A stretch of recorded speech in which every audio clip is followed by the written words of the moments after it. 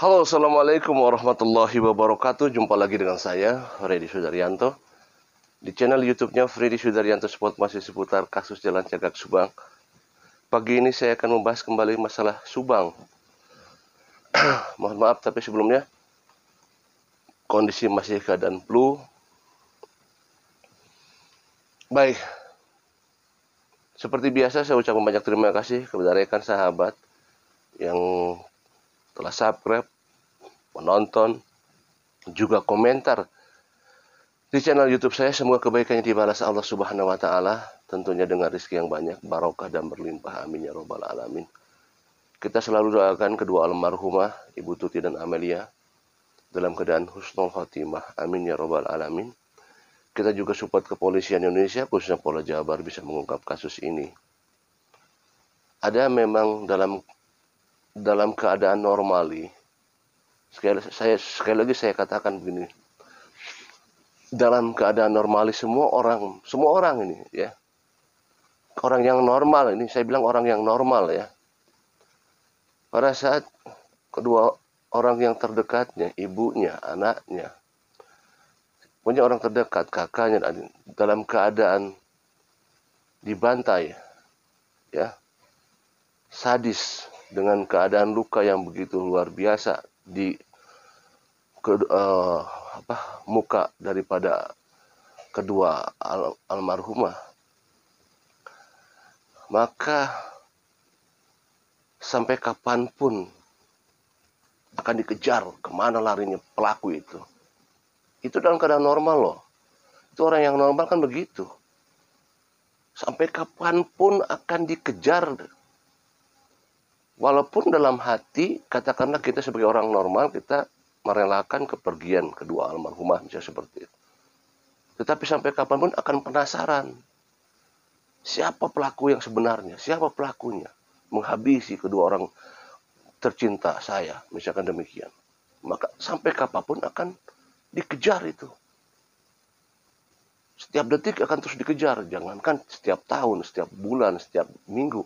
Setiap detik akan dikejar itu. Kalau dia normal loh ya. Saya katakan kalau normal, kalau manusia normal itu pasti akan dikejar itu.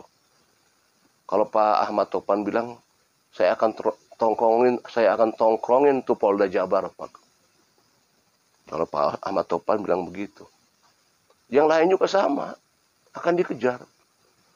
Coba bagaimana itu kasus Brigadir J, orang tuanya begitu histeris meminta supaya dibukakan peti matinya.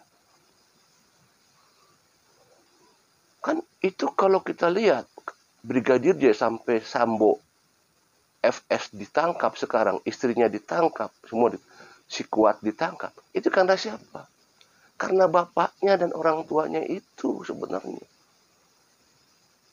Coba andaikan pada saat itu orang tuanya menerima saja begitu saja, tanpa histeris nangis-nangis supaya dibukakan betina jenazahnya, hilang tuh kasus Brigadir J, tidak akan tertangkap. Saya yakin tidak akan terbuka.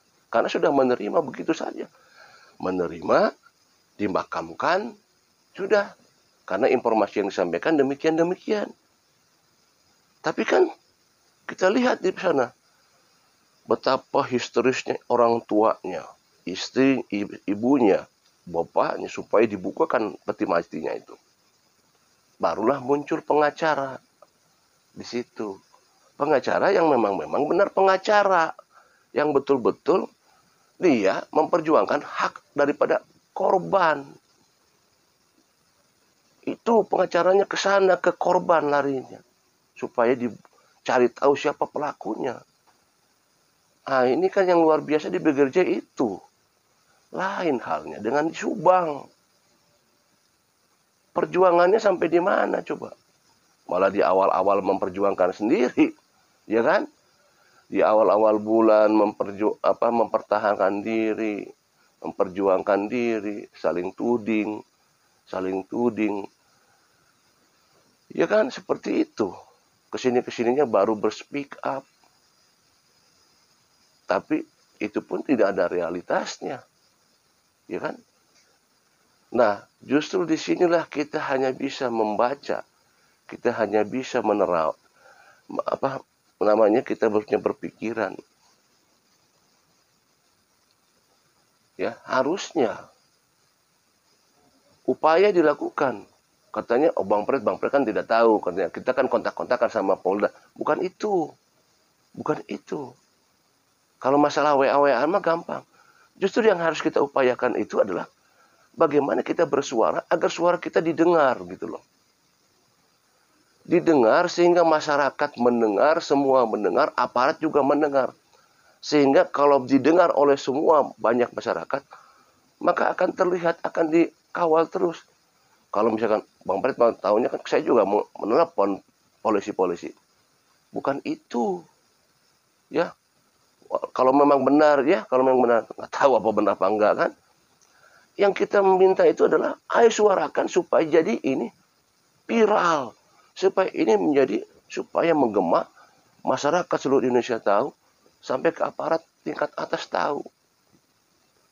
Jangan, ya kan kita tahu simbolnya no justice.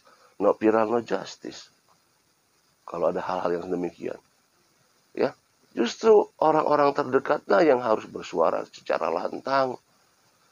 Viralkan, kerjasama dengan semua media. Ada media yang coba mendekat. Ya, manfaatkan media untuk suatu viral. Viralkan. Ya, jika, sekali lagi, jika Anda memang tidak bersalah, ya, Anda tidak bersalah, orang-orang terdekat tidak bersalah, ayo sama-sama gendangkan, terus suarakan, kerjasama dengan para YouTuber, kolaborasi dengan para YouTuber, keluarkan semua unek-uneknya, info-infonya, keluarkan semuanya. Itu yang benar seperti itu kan. Sama-sama keluarkan semua kerjasama. Ayo YouTuber saya, kamu wawancara saya akan keluarkan, saya punya kecurigaan ke sini.